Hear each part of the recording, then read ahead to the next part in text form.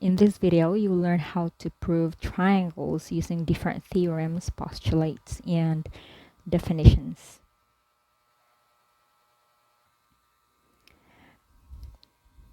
Alright, we're given here this figure, and this figure has two triangles, and it is given that segment or side RP is congruent to side PS, and side RQ is congruent to side QS. We need to prove that triangle RPQ, this one, is congruent to triangle SPQ. So let's construct a table first to write our statements and reasons.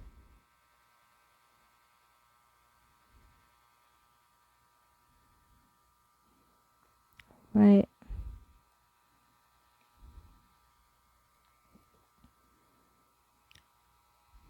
So let's write the given statements first. So we have RP congruent to PS. Reason is given. Then RQ is congruent to QS. This is also given. What would be our next statement here? All right, taking a look at the figure, we're already given two sides congruent. And this side here, all right, that joined the two triangles together are also congruent. So we can write this as PQ congruent to itself. So PQ congruent to segment or side PQ. Our reason would be reflexive property of equality. Right. Since we've already proven that the other parts of the triangle, the two triangles are congruent, therefore the rest of the parts would also be congruent.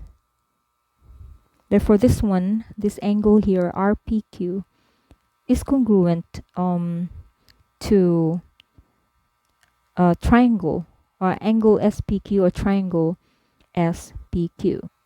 Since side PQ equally cuts this angle here into equal halves. So we can write our last statement as triangle RPQ congruent to triangle SPQ by SSS side congruence postulate. So, or angles theorem. Congruence postulate or theorem.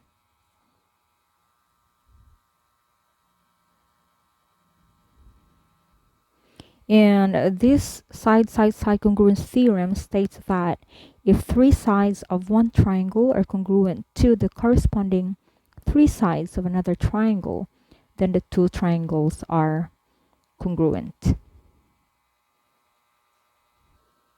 Now let's prove another set of triangles. All right, let's say we're given this figure here. It's given that B is the midpoint of segment AC and segment AD is congruent to segment CD. So we need to prove that triangle ABD, this triangle here, is congruent to triangle CBD.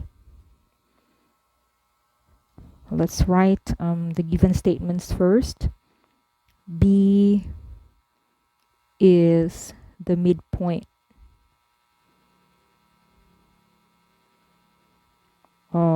segment AC. This is given. Then AD is congruent to CD. So this is also given.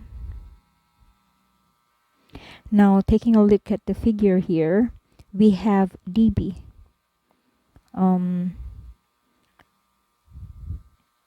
That extends from the midpoint, which is B to D.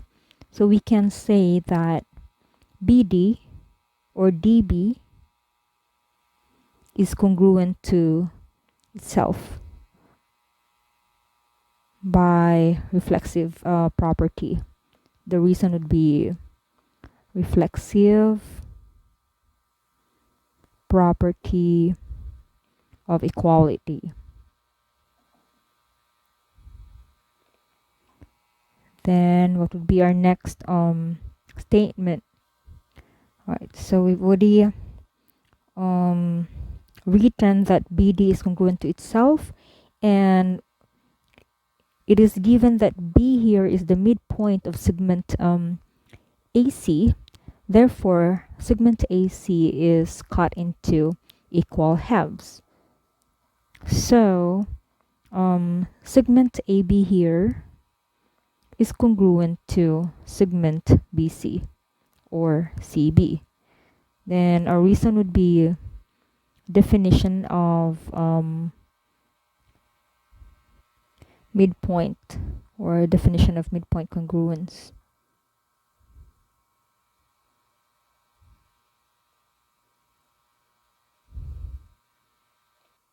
Now, since we've already proven that this side here is congruent to itself, and this side is congruent to here, and we're already given that AD is congruent to DC, therefore this angle here is congruent to this angle.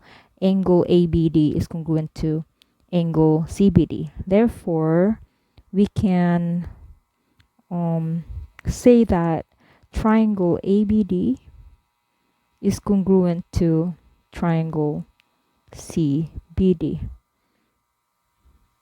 by side-side congruence theorem.